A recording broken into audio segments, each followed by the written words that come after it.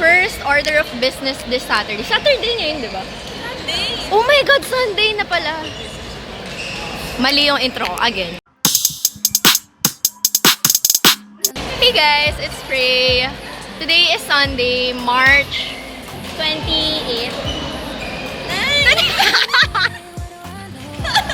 March 29.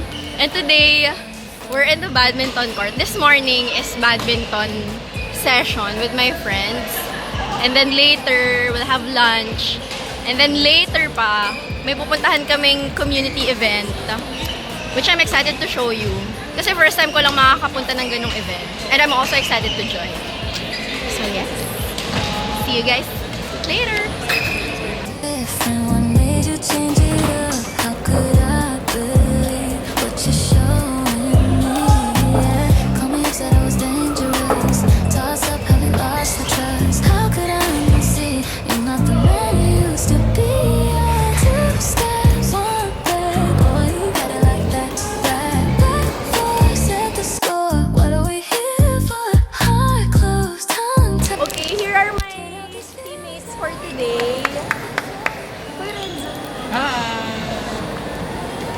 Sila yung magagaling.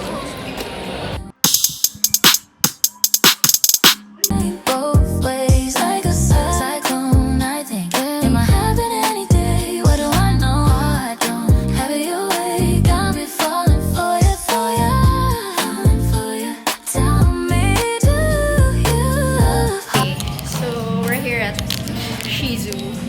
It's a matcha place near MCU. So unfortunately, na-cancel yung event namin. Ang dami na daming dala, but it's okay. Dito na lang kami sa Tambay. It's a new discovery for me. So I hope it's good. Here are my friends. Hi! It's a huge ass matcha whisk. Wish you were matcha.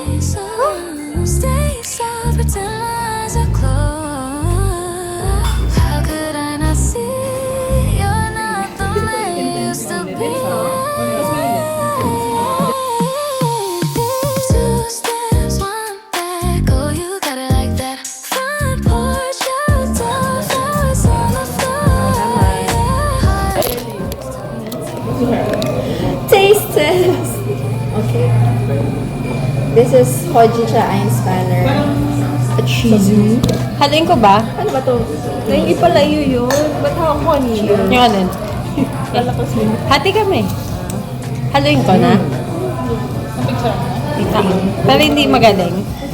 Kaya? Wait, ano nga ulit pag Hojicha versus horchata? Horchata is rice milk. I like this. Inaamoy mo lang.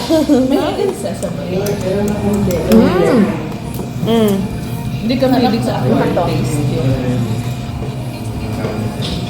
Masaya ko lang nasang damo. This is banana pudding. Madry. Hindi siya mamoy.